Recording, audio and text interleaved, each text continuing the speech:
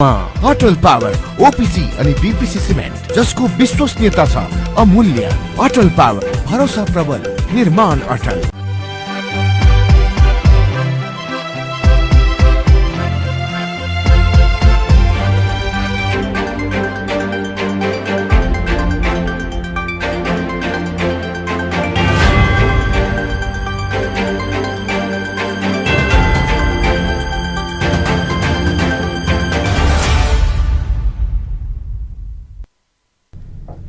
नमस्कार, राज्य खबरमा स्वागत छ। म कल्पना न्युपाने।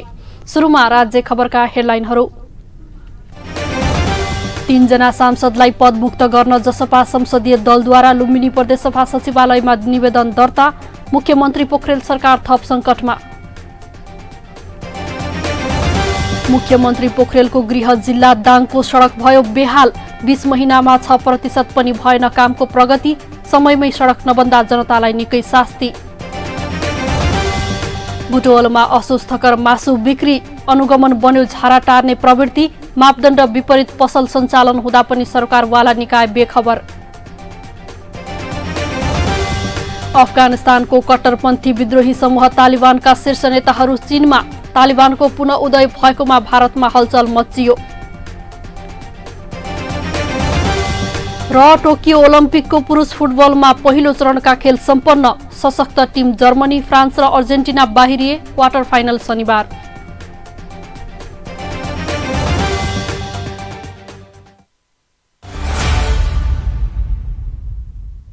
नेपाल गुणस्तर चिन्ह प्राप्त अटल पावर, ओपीसी तथा बीपीसी सिमेन्ट। मूल्यमा होइन, गुणस्तरमा विश्वास गर्नुहोस्। सस्तो सिमेन्टको प्रयोग गरेर आफ्नो निर्माणलाई कमजोर नबनाउनुहोस्। अटल पावर, ओपीसी अनि बीपीसी सिमेन्ट जसको विश्वसनीयता छ अमूल्य। अटल पावर, भरोसा प्रबल, निर्माण अटल। अब ढुक्क हुनुहोस्। धेरै समयदेखि प्रतीक्षा गरिएको विश्व प्रसिद्ध ढलान प्रविधि अब रूपन्देहीमा स्थापित भएको छ। न मिस्त्रीको समस्या, न सिमेन्ट गिट्टी बालुवा खोज्ने र राख्ने ठाउँको समस्या, न त चुहिने भत्किने, न फिनिसिङकै समस्या। दिनभरि लाग्ने काम 2 घण्टामा तमाम। गुणस्तरीय ओपीसी सिमेन्ट, धोएको गिट्टी बालुवाबाट रेडीमिक्स कङ्क्रिट तयार गरी घर, पुल, बाटो तथा अन्य संरचना तयार गरी वर्षौंसम्म ढुक्क हुनुहोस्। लुम्बिनी आरएमसी रेडीमिक्सबाट कङ्क्रिट ल्याएर घर ढलान गरे। जिन्दगी भरिको लागि ढुक्क भए। तपाईँ ढुक्क हुनुहोस्। गुणस्तर लुम्बिनी आरएमसीले दिन्छ। लुम्बिनी रेडीमिक्स कङ्क्रिट प्रणाली, तिलोत्तमा 12, मङ्गलापुर, रूपन्देही। फोन 071 562 391, मोबाइल 98 570 35 966 र 98 026 52 956। लुम्बिनी रेडीमिक्स कङ्क्रिट प्रणाली। अब खबर विस्तारमा। पार्टी निर्णय विपरीत लुम्बिनी प्रदेश सरकारमा गएका जनता समाजवादी पार्टी जसपाका 3 जना सांसदलाई प्रदेशसभा सदस्य पदबाट मुक्त गर्न पार्टी संसदीय दलले प्रदेशसभा सचिवालयमा निवेदन दर्ता गरेको छ। सांसदहरू सन्तोष कुमार पाण्डे, विजय बहादुर यादव र कल्पना लम्साललाई पार्टीको कार्यकारिणी समितिले गरेको कारबाहीको निर्णय अनुसार जसपा लुम्बिनी प्रदेशसभा संसदीय दलले प्रदेशसभा सचिवालयमा निवेदन दर्ता गरेको हो। पार्टीको निर्णय विपरीत सरकारमा सहभागी भएका र पटक पटक पार्टीको व्हिप उल्लङ्घन गरेकाले उनीहरूलाई पदमुक्त गर्ने निर्णय गरिएको जसपा संसदीय दलका नेता सहस्राम यादवले बताउनुभयो। पाण्डे, यादव र लम्साल हाल शङ्कर पोखरेल नेतृत्वको सरकारमा मन्त्री हुनुहुन्छ। पटक पटक यिनीहरूसँग म सम्पर्कमा छु। तपाईँहरू पार्टीको मुखधारमा आउनुहोस् होइन। धेरैचोटि प्रयास गरे, नमान्दा पनि हाम्रो यही आर्थिक वर्ष 2078-69 को बजेट अधिवेशनमा पनि हामीले पार्टीको तर्फबाट फेरि व्हिप जारी गरियो। व्हिप जारी गरे पनि उनीहरूले अन्तिम क्षणमा बजेट पास हुने बेलामा शङ्कर पोखरेल माननीय मुख्यमन्त्रीज्यू लगायत सबै मन्त्रीहरू एकाएक बहिष्कार गरेर निस्किनुभयो। उनको पछाडि उनीहरू पनि 3 जना निस्केकै हो। त्यसले गर्दा त्यहाँ पनि ठाडो उल्लङ्घन देखियो र व्हिप जारी हामी गरिसकेका अवस्था थियो। त्यसले गर्दा फेरि हामी माथि जानकारी पनि गराइयो आफ्नो केन्द्रीय कार्य समितिमा। अनि त्यो केन्द्रीय कार्य समितिको बैठकले यी 3 जनालाई कारवाहीले गरिसकेको र पत्र पनि तपाईँको प्राप्त भएर म सचिवालयमा दर्ता गराइसकेको। प्रदेश सभा सचिवालयका सचिव दुर्लभ कुमार पुनले जसपा संसदीय दलले दर्ता गरेको पत्रबारे सभामुख पूर्णबहादुर घरतीले कानुनी र राजनीतिक परामर्श गरेर निर्णय लिने बताउनुभयो। प्रदेश सभा सचिवालयले सूचना टाँस गरेपछि उहाँहरू पदमुक्त हुने संवैधानिक प्रावधान रहेको छ। जसपाले आफ्ना 3 जना मान्य सदस्यहरूलाई पार्टीबाट निष्कासन गरेको सूचना यो राजनीतिक दल सम्बन्धी 2073 को दफा 34 अनुसार हाम्रो प्रदेश सभा सचिवालयमा सूचना दर्ता गराउनु भएको छ। त्यो दर्ता भएको सूचनालाई दफा 35 अनुसार के गर्ने भन्ने बारेमा माननीय सभामुखज्यू समक्ष पेश गरिएको छ। माननीय सभामुखज्यूले त्यसमा आवश्यक परामर्श पछि निर्णय गर्नुहुनेछ। जसपाका 3 जना सांसद पद मुक्त भएको अवस्थामा मुख्यमन्त्री शंकर पोखरेल नेतृत्वको सरकार सङ्कटमा पर्नेछ। यद्यपि मुख्यमन्त्री पोखरेल अहिले पनि अल्पमतमै परिसक्नु भएको छ। भौतिक पूर्वाधार विकास राज्य मन्त्री सुमन शर्मा रायमाझीले राजीनामा दिएसँगै मुख्यमन्त्री पोखरेलले बहुमत गुमाइसक्नु भएको छ। उहाँको पक्षमा एमालेका 38 जना र जसपाका 3 जना गरी 41 मत छ, तर विपक्षी गठबन्धनमा सभामुख सहित 42 मत रहेको छ। जसपाका 3 जना सांसदहरू पदमुक्त हुँदा हाल 83 सदस्यीय प्रदेश सभा 80 सदस्यीय हुनेछ। त्यति बेला मुख्यमन्त्रीको पक्षमा एमालेका 38 सांसद मात्र रहनेछन्। राज्य खबरका लागि खबर ब्युरोको रिपोर्ट। उखु किसानहरूले भदौ 5 गतेसम्म चिनी मिलबाट आफ्नो बक्यौता भुक्तानी नपाए पुनः आन्दोलन गर्ने चेतावनी दिएका छन्।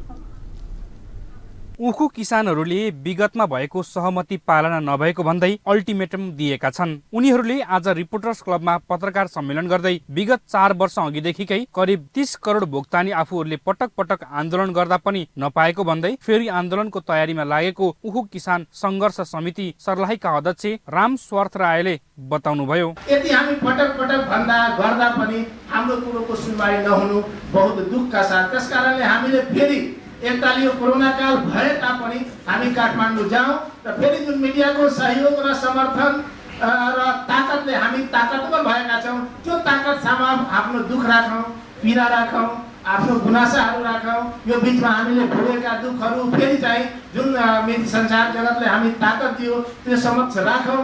कुनै न कुनै उपाय लाग्ला, कुनै न कुनै बाटो निस्किएला भने यो उद्देश्य र अपेक्षाका साथ हामी यहाँ आएका छौँ। त्यसै गरी सरकारबाट आश्वासन पाए पनि भुक्तानी हुन नसकेको कारण फेरि आन्दोलन गर्न बाध्य भएर काठमाडौँ आउनु परेको उखु किसान संघर्ष समिति सर्लाहीका सचिव हरिश्याम रायले बताउनुभयो। आफूले पनि करिब 20 लाख भुक्तानी रकम नपाएको रायले जानकारी दिनुभयो। त्यो चाहिने पुरा चाहिने हुँदैन। अब यो एउटा हामी जानकारीको रूपमा स्मरणको रूपमा चाहिने हामी सरकारलाई बुझाइरहेका छौँ। त्यसमा चाहिने भएन भने हामी पनि आन्दोलन तय गर्छौँ। त्यस बेला चाहिने हामी उचित चाहिने समय चाहिने आउँछौँ। धन्यवाद। विगतकै भुक्तानी नपाएपछि सर्लाहीका 5 किसान फेरि काठमाडौँ आएका छन्। उखु किसान 2076 वैशाख 31 यता निरन्तर आन्दोलनमा छन्। किसानको भुक्तानी नदिने मिलहरूमा अन्नपूर्ण चिनी मिल धनकौल, महालक्ष्मी चिनी मिल बगदह, लुम्बिनी चिनी कारखाना नवलपरासी, इन्दिरा सुगर मिल नवलपरासी र श्रीराम सुगर मिल रौतहट रहेका छन्। यी मिलबाट सरकारले उखु किसानको लागि 15 करोड रुपियाँ उठाइदिने कबुल गरेको भए पनि अहिलेसम्म 1 रुपियाँ पनि नउठाइदिएको उहाँहरूको गुनासो छ। लुम्बिनी प्रदेशका मुख्यमन्त्री शंकर पोखरेलको गृह जिल्लाको सडकको अवस्था हेर्दा निकै दर्दनाक रहेको छ। दाङको लमही घोराही तुलसीपुर सडक 4 लेन बनाउने भन्दै 2076 मङ्सिरदेखि काम सुरु भयो, तर अहिलेसम्म 6% पनि काम भएको छैन। समयमा सडक नबन्दा सवारी दुर्घटनामा परि केही नागरिकको अकालमै ज्यान गएको छ।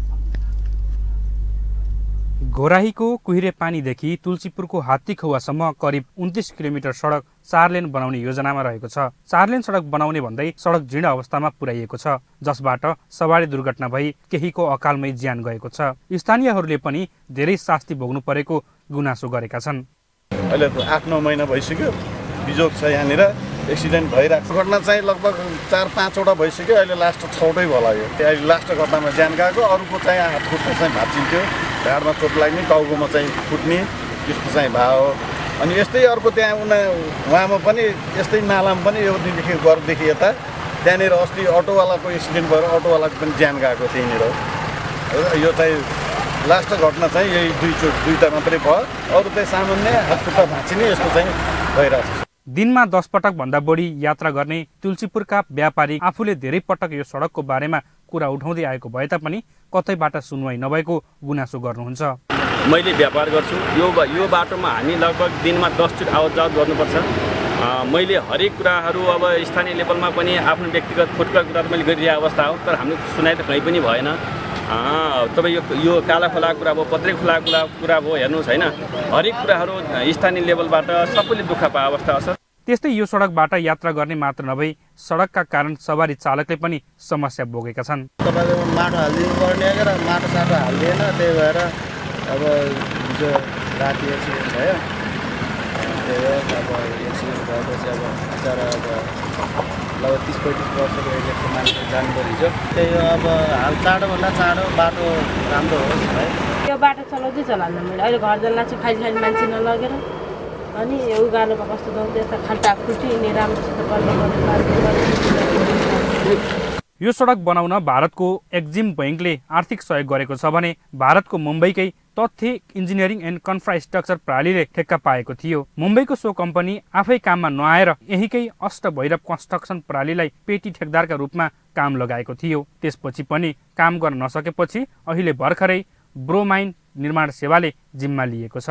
17 महिना समय छ होइन, 17 महिनामा त पक्कै पनि नसकेला, तर 17 महिनामा तपाईँहरूले 65 देखि 70% प्रोग्रेस चाहिँ देख्नुहुन्छ यहाँनिर। त्यति चाहिँ हो होइन। अहिले मैले पनि यसको सबै कुरा हेर्न बुझ्न पाएको छैन होइन, मलाई मजाले बुझ्न दिनुहोस्। यसको सबै सिनेरियो म अध्ययन गर्छु होइन, अनि फर्दर अलिक मजाले तपाईँहरूसँग बसौँला, बसेर अनि के गर्न सकिन्छ, कसो गर्न सकिन्छ, तपाईँहरूको साथ सहयोग के हो त्यतिखेर म भन्छु नि तपाईँलाई। यसरी समयमै विकास निर्माण हुन नसक्नु निर्माण व्यवसायीहरूको कमजोरी भएको जिल्ला प्रशासन कार्यालयको भनाइ छ। निर्माण व्यवसायीहरूको चाहिँ लापरवाही हो। अब यो दण्डहीनता हुन्छ नि कसैलाई नटेर्ने। अब 2 वर्ष अगाडिदेखि सुरु गर्नुपर्ने, अहिले त झन्डै सम्पन्न उसमा जानुपर्ने हो। तर अब नयाँ व्यवस्थापनले चाहिँ हिँडेको छ। यो चाहिँ अब उहाँले काम सुरु गर्नुभएको छ। अब 18 महिनासम्ममा मैले सक्छु भन्नुभएको छ। अब अरू सबै कुराहरूको चाहिँ सहजीकरण चाहिँ हामीले गरिदिनु पर्ने छ।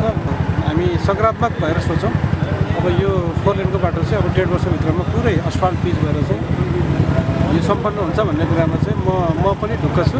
नागरिकले मात्र नभई स्थानीय तहका जनप्रतिनिधिले पनि यो विषयमा कुरा उठाउँदै आएको भए तापनि कतै सुनवाई भएको छैन। विषयमा चाहिँ मैले पटक चाहिँ खास गरी यो फेसबुक भन्दा पनि मैले अब जनप्रतिनिधिको हिसाबले बेला बेला कार्यपालिकाको बैठक मिटिङ हुन्छ। त्यो मिटिङमा मैले यो पटक यो कुरा उठाएको छु। यहाँ प्रतिभाको खोलाको कुरा उठाएको छु। मैले यो बन्दी गरेका दिन कुरा उठाएको छु। रातो 8 वर्ष के भइरहेको छैन। तपाईँको पाउने मान्छेले टिकेर छुट्टो पनि टाइममा चाहिँ समयभित्र कम्प्लिट गरेका छन्। एक्टिभ भएको छैन, मान्छे दुःख भएको छन् अनि एक्सिडेन्ट भइरहेको छ। अब हाम्रो यहाँ पनि यो ठाउँमा चाहिँ हेम पाइप हाल्नुको लागि खाल्डा बनाइएको छ। त्यो ड्राइभर राम्रो बनाएको छैन, एक्सिडेन्ट हुन्छ। यसलाई तुरुन्तै यो होला, यसको सडकको चाहिँ आफ्नो नियम होला, कानुन होला, यसको आफ्नो मापदण्ड होला। तर पनि हाम्रो वडा या हाम्रो नगरपालिकाले पर्ने हाम्रो पनि त्यसको दायित्व छ। 1 करोड 21 लाख अमेरिकी डलर लगानीमा सडक निर्माण हुन थालेको हो। सन् 2021 अगस्त 11मा निर्माणको काम सक्ने सम्झौता भए पनि विभिन्न समयमा विभिन्न कारणले परियोजनाको म्याद थप हुँदा 19 जुन 2022मा सडक स्तरोन्नतिको काम सकिने बताइएको छ। राज्य खबरको लागि दाङ घोराईबाट दीपक ओलीको रिपोर्ट। गण्डकी प्रदेशमा कोरोना भाइरस संक्रमण बढ्न थालेको छ। संक्रमण बढेपछि अस्पतालमा बिरामीको चाप पनि बढेको छ भने मृतकको संख्या पनि बढेको छ। लकडाउन खुकुलो भएसँगै मानवीय गतिविधिसँगै संक्रमण फैलिएको हो। प्रदेश सरकारले जारी गर्ने पछिल्ला संक्रमितको तथ्याङ्कले महामारी पुनः सुरु हुन लागेको संकेत गरेको छ। संक्रमण दर घटेर दैनिक 200 सम्म झरेको थियो। अहिले त्यो संख्या 3 गुणाले वृद्धि भएको छ। संक्रमण बढेसँगै अस्पतालमा समेत दबाव बढेको छ। यो हाम्रो गण्डकी प्रदेशको संक्रामक तथा सर्वरोग अस्पतालमा विगत चैत्र महिना 2077 देखि नै धेरै बिरामीहरूको संख्यामा वृद्धि भइरहेको छ। हाम्रो 50 बेडको अस्पताल भए पनि हामीले धेरैमा हामीले 60 जनासम्म राखेर उपचार गर्नु परेको छ र वैशाख महिनामा लगभग 160 जना भर्ना भएर उपचार गर्नुभयो। जेठ महिनामा 142 जना भर्ना भएर उपचार गर्नुभयो र अनि अषाढ महिनामा 133 जना भर्ना भएर उपचार गर्नुभयो र अहिले यो श्रावण महिनाको आज 12 दिन कट्दा लगभग 60 जनाको हाराहारीमा भर्ना भइसक्नु भएको छ। यो ट्रेन्डले चाहिँ घटिरहेको, जोखिम घटिरहेको जस्तो चाहिँ देखिँदैन।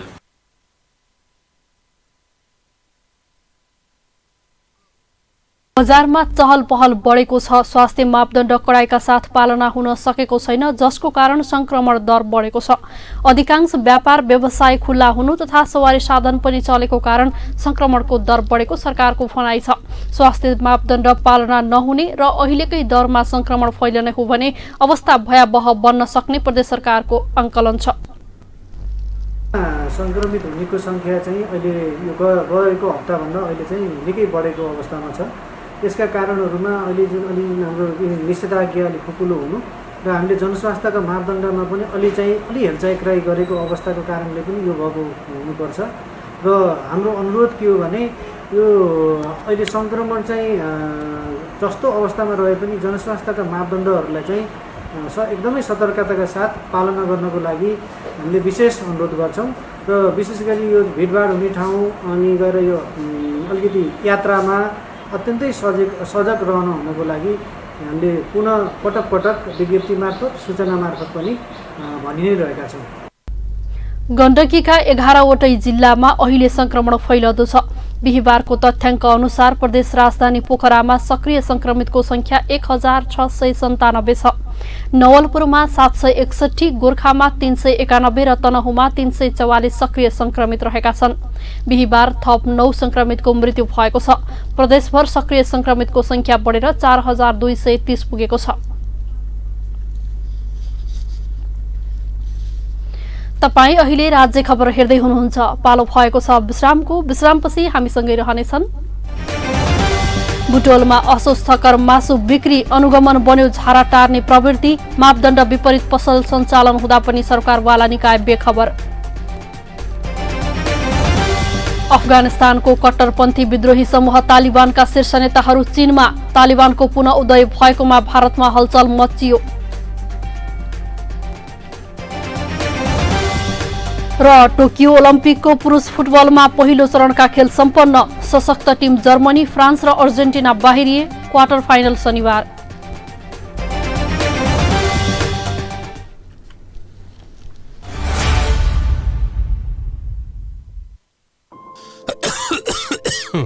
खोक्न फेरि सुरु भयो है। चुरोट छोड्नु भनेको मान्नुहुन्न? खासै खोकी छैन। थाहा छ, चुरोट, खैनी जस्ता सुर्तीजन्य पदार्थ सेवन गर्नेहरूलाई कोरोना संक्रमण भएमा गम्भीर लक्षण देखिने र जटिलता समेत हुन्छ। थाहा छ, तिमीले पनि अनेक कुरा थाहा पाउँछौ। हो त, सुर्तीजन्य पदार्थले फोक्सोमा पहिले नै क्षति पुगिसकेको हुन्छ, अनि कोरोना संक्रमण भयो भने झन क्षति पुर्याउँछ। अनि अरू? फेरि चुरोट, सुर्ती, हुक्का खाँदा हातका औँलाले ओठ, मुख र नाकमा छुने, अझ एक अर्का बीच साटासाट गरी खानेहरूमा त कोरोना सर्ने जोखिम झन बढी हुन्छ। हो र, नयाँ तर निकै महत्त्वपूर्ण कुरा भन्यौ तिमीले। अबदेखि म कुनै पनि किसिमको सुर्तीजन्य पदार्थ खाँदै खान्न। सुर्तीजन्य पदार्थको सेवन गर्नेहरूमा कोभिड-19 को संक्रमणको गम्भीर लक्षण देखि जटिलता समेत हुन्छ। त्यसैले सुर्तीजन्य पदार्थ कहिल्यै सेवन नगरौं। कोभिड-19 बाट बचौं र बचाऊ।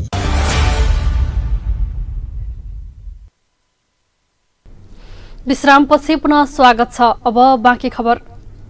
बुटोलभित्र सञ्चालित मासु पसलहरूमा अस्वस्थकर मासु बिक्री वितरण भएको खबर पाएपछि आज उपमहानगरपालिकाले नगरका विभिन्न मासु पसलमा अनुगमन गरेको छ। अनुगमनका क्रममा सरसफाईको कुनै व्यवस्था नगरिएको, बासी सडेको र मापदण्ड विपरीत पसल सञ्चालन भएको पाइएको छ। बिहिबार बिहानै बुटोल उपमहानगरपालिकाले गरेको बजार अनुगमनमा अखाद्य र सडेको मासु पाइएपछि 80 किलो बोडी मासु तथा माछा नष्ट गरिएको छ। पहिलो पटक भेटिएकालाई पत्र काटेर सचेत गराइएको छ भने पुनः फेला परेमा पसल नै बन्द गरिदिने चेतावनी पनि दिएको छ।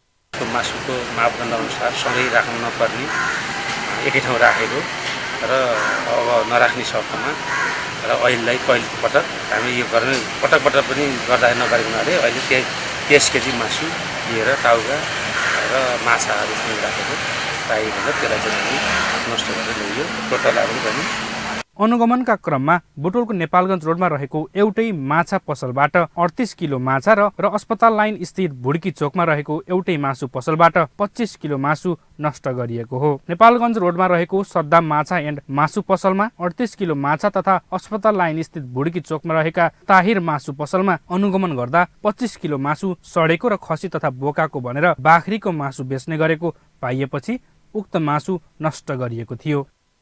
माछा र मासुहरूको जुन कुहिएको बिग्रेको तुर्सी पानी फोहोर मैला व्यवस्थापन नभएको र दर्ता समेत नटाँकिएको मूल्य सूचीहरू नराखिएको त्यस्तो अवस्थामा व्यावसायिक आचार संहिता नरहेको कुरा हामीले महसुस गऱ्यौँ।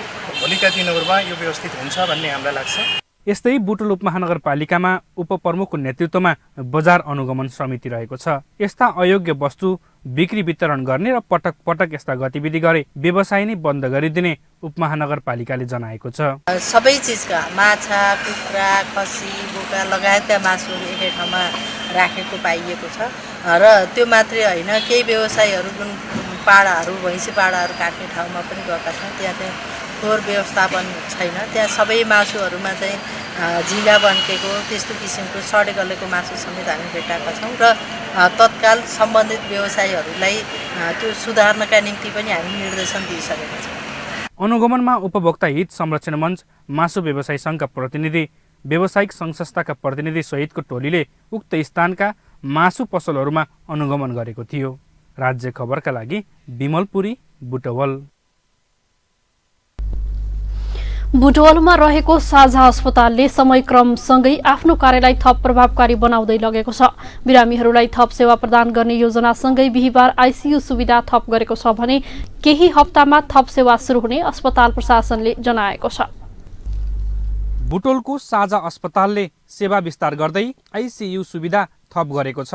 अस्पताल स्थापनाको 2 वर्षमै सेवा विस्तार गर्दै 4 बेडको आइसियु सुविधा र 5 बेडको एनआइसियु सुविधा सहितको सेवा विस्तार गरेको छ। यहाँ बुटोलमा जति पनि हस्पिटलहरू छन् तिनी हस्पिटलको तुलनामा अलि बेग्लै किसिमको अत्याधुनिक तरिकाले चाहिँ आइसियु व्यवस्थापन गर्ने चाहना छ। अस्पतालमा 9 वटा आइसियु सहितको सुविधा विस्तार गरिएको छ। बुटोल 8 मा अवस्थित यस अस्पतालमा न्युरो सर्जरी, ट्रमा सेवा, अर्थो, ल्याप्रोस्कोपी सर्जरी, न्युरो सर्जन, बाल सर्जन, जेनरल सर्जन, पेडियाट्रिक, प्रसुति सेवा तथा टेस्ट ट्युब बेबी लगायतका सेवाहरू प्रदान गरिँदै आएको छ।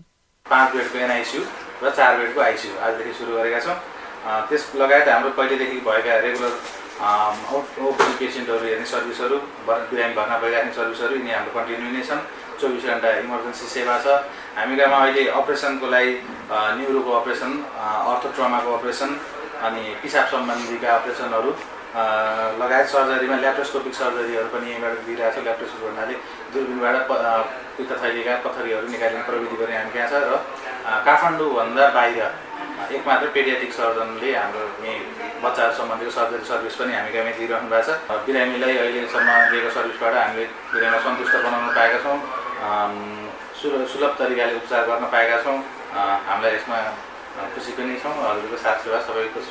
भदौको पहिलो हप्ताभित्रै अस्पतालमा सुविधा सम्पन्न 10 बेडको निशुल्क किडनी डायलिसिस सुविधा समेत विस्तार गर्ने योजना रहेको छ। 6 करोड बढी लगानी रहेको अस्पतालले सरकारले निर्धारण गरेका मापदण्ड अनुसार बुटोल क्षेत्रमै 100 बेडको सुविधा सम्पन्न अस्पताल निर्माणको प्रक्रियालाई समेत अगाडि बढाएको छ। खास गरी गुणस्तरीय स्वास्थ्यको सेवा उपलब्ध गराउने र सकेसम्म सरल र सहज साथसाथै चाहिँ सस्तो पनि होस् भन्ने तर्फ पनि हामीले निकै उत्साहको ढङ्गले चाहिँ गर्न पनि सोचेका छौँ। बुटोल बजारदेखि अलिकति छेउछाउमा गएर आफ्नै भवन सहितको अति उच्च स्तरीय जहाँ कि बुटोलबाट रेफरल केसेसहरू चितवन पढाउनु पर्ने, काठमाडौँ पढाउनु पर्ने, घोडापुर पढाउनु पर्ने छन्, त्यसलाई समेत रोक्ने खालले हामीले चाहिँ जति सेवा दिन सक्छौँ त्यो सेवामा हामीले सकेसम्म रेफरल गर्न नपर्ने खालले यहाँको चाहिँ बजार यहीँ होल्ड गर्ने गरी र यहाँको जनतालाई यही सुविधा हुने गरी एउटा चाहिँ क्वालिटी हस्पिटलको रूपमा सानो किन नहोस् 100 बेडको मात्रै हामी बनाउने तयारीमा छौँ। 3 वर्षभित्र भौतिक संरचना तयार पारी सेवा सञ्चालन गर्ने लक्ष्यसहित अगाडि बढेको अस्पतालले बताएको छ। 100 बेडको अस्पताल निर्माण भएपछि यस क्षेत्रबाट स्तरीय र जटिल खालका उपचारका लागि जिल्ला बाहिर जानुपर्ने अवस्थाको अन्त्य गर्ने गरी कम्तीमा 40 करोड लागतमा 100 बेडको सुविधा सम्पन्न अस्पताल बनाउने तयारीमा रहेको अस्पताल प्रशासनले जनाएको छ। सरकारले आगामी 3 वर्षभित्र अस्पताल संरचनाको मापदण्ड भौतिक पूर्वाधार तयार नगर्ने अस्पताललाई सञ्चालनमा प्रतिबन्ध लगाउने नीतिलाई परिपालना गर्दै सार्थक बनाउन 100 बेडको अस्पताल बनाउने गरी तयार गरेको अस्पताल प्रशासनले जनाएको छ। जातीय विभेद विरुद्ध राष्ट्रिय अलायन्सले अर्थमन्त्री जनार्दन शर्मा प्रभाकरलाई कारबाही गर्न माग गरेको छ। बिहीबार राष्ट्रिय एलायन्सले रिपोर्टर्स क्लबमा पत्रकार सम्मेलन गर्दै नवराज विक हत्याकाण्डका दोषीलाई संरक्षण गरेको आरोप लगाउँदै अर्थमन्त्री जनार्दन शर्मालाई कारबाही गर्न माग गरेको हो। अलायन्सले अर्थमन्त्री शर्माले अपराधीको पक्षमा बोलेको भन्दै सार्वजनिक रूपमा माफी माग्नुपर्ने, मृतकहरूलाई शहीद घोषणा गर्नुपर्ने, पीडित परिवारलाई रोजगारी र गाँसपासको व्यवस्था सहितको 3 बुँदे माग समेत राखेको छ। जातकै कारण नवराज विकसहित 6 जना युवाहरूको निर्मम हत्या हुँदा पनि मन्त्री शर्माले दोषीलाई कारबाही गर्नुको सट्टा जोगाएको अलायन्सका संयोजक डाक्टर मित्र परियारले आरोप लगाउनुभयो। तर सर्वोच्च अदालतले न्याय दिनेमा आशावादी भएको उहाँले बताउनुभयो। भनौँ न एउटा आश्वासन दिएर तिम्रो परिवार हेरिदिन्छु भनेर गलत मान्छेलाई हिरासतमा राखेका छन्। तपाईँहरूलाई यसको बारेमा कति ज्ञान छ? 23 जना अझै पनि हिरासतमा छन्। सर्वोच्चमा केस छ, तर प्रहरीको रिपोर्ट र पोस्टमार्टम यति फितलो छ कि सायद सर्वोच्चले पनि भेरी नदीले नै बगा हो, कुनै गाउँले कुट्या होइन भन्नेवाला छ जस्तो मलाई लाग्दछ। तर यो कुरा सर्वोच्चले पनि न्यायालयले पनि बुझ्नुपर्छ कि उहाँहरूको भर्डिक्ट सारा दुनियाँले बुझेको चिज, देश र दुनियाँले बुझेको चिजमा उहाँले न्याय गर्न सक्नु भएन भने न्यायालय पनि दोषी ठहर्न सक्दछ। अर्का संयोजक चन्देश्वर दासले दलित समुदाय तिरस्कृत मानिसको व्यक्तिगत दुश्मनीले नभएर धर्मका कारण भएको जिकिर गर्नुभयो। मानव समाजमा अमानवीय बनाएर राखिदिएको छ हामीलाई। हामी चाहन्छौँ हामी मानव बन्नतर्फ अग्रसर छौँ र मानव बनेर देखाउँछौँ। यदि राज्यले हामीसँग यस्तै व्यवहार गर्छ भने यो संसारको इतिहासले भनेको छ उत्पीडितहरू सधैँ जिन्दाबाद मुर्दाबाद मात्रै गर्दैन, कहिले खुकुरीहरू पनि जिन्दाबाद मुर्दाबाद गर्छ, कहिले बन्दुक पड्काउने पनि साहस राख्दछ। यदि त्यो दिन आयो भने र त्यो भयो भने त्यसको सम्पूर्ण जिम्मेवार यो राज्यले लिनुपर्छ। धन्यवाद। गत वर्ष जेठ 10 गतेका दिन 21 वर्षीय नवराज विक सहित 6 जना युवाको निर्मम रूपमा हत्या भएको थियो। तपाईँ अहिले राज्य खबर हेर्दै हुनुहुन्छ। एकैछिन विश्राम।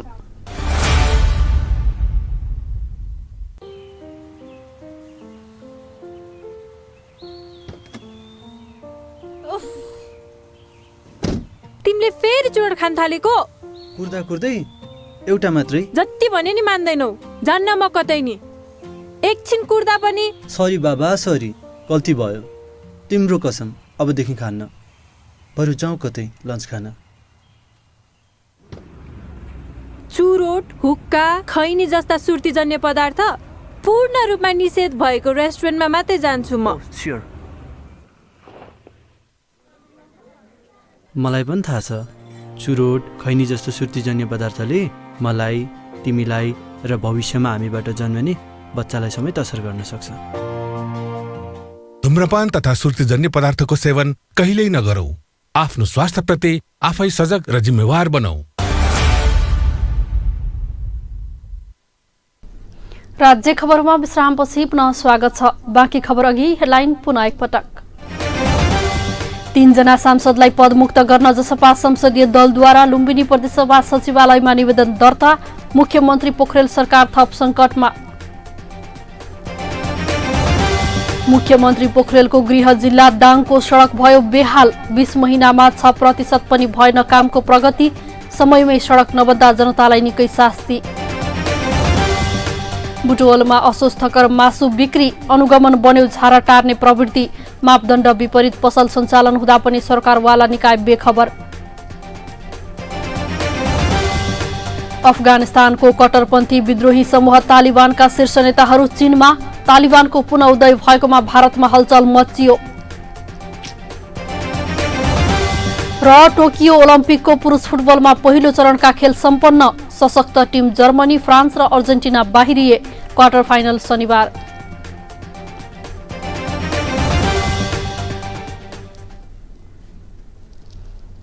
अब बाँकी खबर।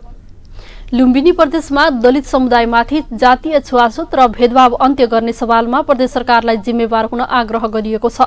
जागरण मिडिया सेन्टरले दलित समुदायको मानव अधिकार संरक्षण र प्रवर्धनमा प्रदेश सांसदको भूमिका विषयक छलफल कार्यक्रममा सहभागी अधिकार कर्मीहरूले सरकारलाई जिम्मेवार बन्न आग्रह गरेका हुन्। प्रदेशका मन्त्री, सांसद र अधिकार कर्मी बीचको अन्तर्संवादमा सरकार र सांसदहरूले विभेद रहित समाज निर्माणमा सशक्त भूमिका खेल्न नसकेको आरोप लगाएका छन्। अहिले पनि जातका आधारमा शहरदेखि गाउँसम्म भेदभाव कायम रहँदा पनि यस विरुद्ध सरकारले अभियानै सञ्चालन गर्न नसकेको उनीहरूको भनाइ छ। अन्तर्संवादमा भेदभाव अन्त्यका लागि सरकारसँगै रहेका व्यक्तिले अगुवाई गर्नुपर्ने मत थियो। हामीले यो चेन्जेसहरू ल्याउन खोजिरहेका छौँ, त्यो चाहिँ कस्तो इन्डिभिजुअल केसेसहरूमा खोजिरहेका छौँ, इन्डिभिजुअली खोजिरहेका छौँ। तर सामूहिकता नै हाम्रो सबैभन्दा ठुलो शक्ति हो र यसलाई सामूहिकताकै माध्यमबाट हामीले यसलाई चिर्न सक्छौँ। बिस्तारै मुक्त भइएला, बिस्तारै भेदभाव कम होला भन्दाखेरि त त्यो जुन रुपा सुनाको घटनाबाट त यहाँले कतिको कमेन्ट हेर्नु भयो नहेरेको हेर्नु होला, विशेष गरेर गैर साथीहरूले। किनभने त्यो हेर्दाखेरि त त्यसमा कमेन्ट गरेर आउने त आखिरी 30, 32, 35 वर्षकै साथीहरू बुढाबुढीले त हेरेर कमेन्ट समेन्ट लेख्ने तल खासै छैन।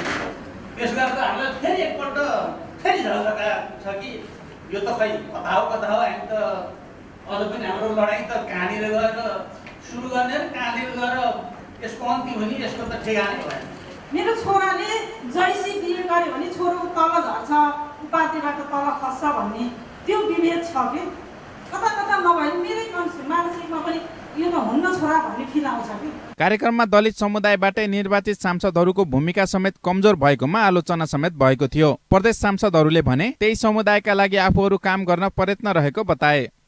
हामी सांसद वास्तवमा हामी चाहिँ सांसद भयौँ, सांसद भइदैमा अधिकार प्राप्त भन्ने चाहिँ त्यो मुद्दालाई उठान गरेर कति लागू गर्न सक्यो सरकारले भन्ने कुरा महत्त्वपूर्ण पाटो हो।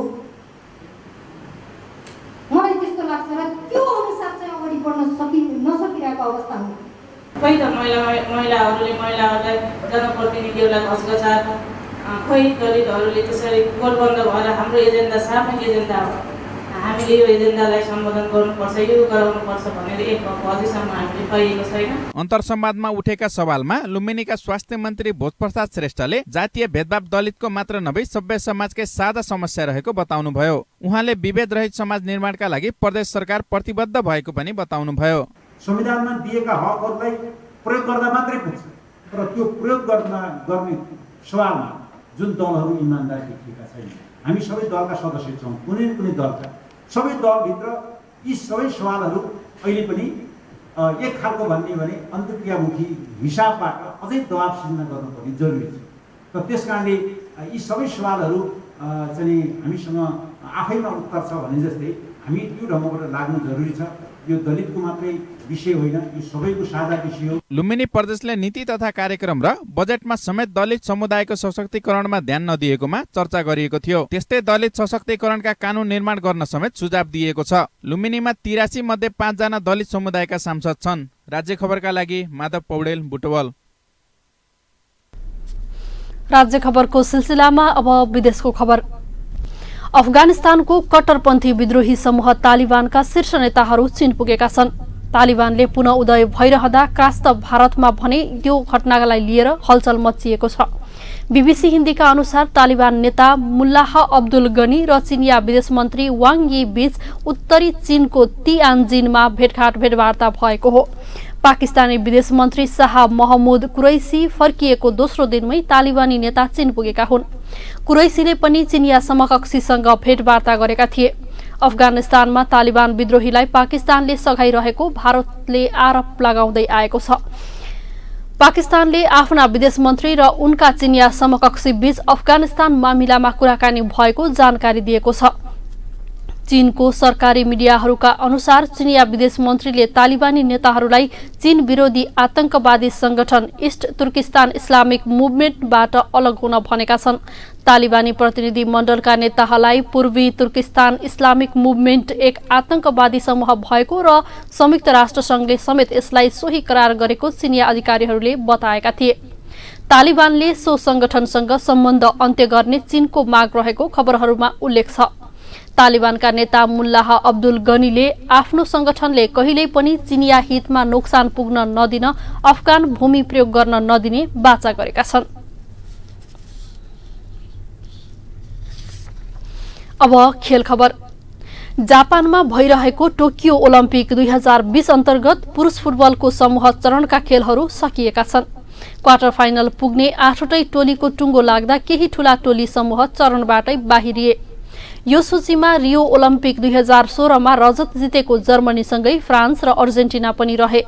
घरेलु टोली जापान, स्पेन, मेक्सिको र इजिप्ट क्वार्टर फाइनल प्रवेश गरेका छन्। त्यसअघि नै ब्राजिल, आइभरी कोस्ट, दक्षिण कोरिया र न्युजिल्यान्डले अन्तिम 8 मा स्थान बनाइसकेका छन्। समूह ए मा जापानले 3वटै खेल खेल्दै अपराजित रह्यो। 2 खेल जितेको मेक्सिकोले 6 अङ्क जोड्यो। फ्रान्स भने 3 अङ्क सहित तेस्रो स्थानमा रहेर बाहिरियो। यस्तै दक्षिण अफ्रिका अङ्कविहीन रहँदै बाहिरियो। यस्तै समूह सीबाट स्पेन समूह विजेता र इजिप्ट समूह उपविजेता बन्दै क्वार्टर फाइनल प्रवेश गरेका छन्। स्पेन 3 खेलबाट 5 अङ्क जोड्दै समूह विजेता बन्यो। इजिप्ट र अर्जेन्टिनाको समान 4 अङ्क भए पनि गोल अन्तरमा इजिप्ट अगाडि रहँदा अर्जेन्टिना अभागी बन्यो। अब क्वार्टर फाइनलमा जापानले न्युजिल्यान्डसँग, स्पेनले आइभरी कोस्टसँग, दक्षिण कोरियाले मेक्सिकोसँग तथा ब्राजिलले इजिप्टसँग खेल्नेछन्। राज्य खबरको अन्त्यमा आइपुग्यौं। जाँदा जाँदै हेडलाइनहरू। 3 जना सांसदलाई पदमुक्त गर्न जसपा संसदीय दलद्वारा लुम्बिनी प्रदेशसभा सचिवालयमा निवेदन दर्ता। मुख्यमन्त्री पोखरेल सरकार थप सङ्कटमा। मुख्यमन्त्री पोखरेलको गृह जिल्ला दाङको सडक भयो बेहाल। 20 महिनामा 6% पनि भएन कामको प्रगति। समयमै सडक नबन्दा जनतालाई निकै शास्ति। बुटवलमा अस्वस्थकर मासु बिक्री। अनुगमन बन्यो झारा टार्ने प्रवृत्ति। मापदण्ड विपरीत पसल सञ्चालन हुँदा पनि सरकारवाला निकाय बेखबर। अफगानिस्तानको कट्टरपन्थी विद्रोही समूह तालिबानका शीर्ष नेताहरू चीनमा। तालिबानको पुनौदय भएकोमा भारतमा हलचल मच्चियो। र टोकियो ओलम्पिकको पुरुष फुटबलमा पहिलो चरणका खेल सम्पन्न। सशक्त टिम जर्मनी, फ्रान्स र अर्जेन्टिना बाहिरिए। क्वार्टर फाइनल शनिबार।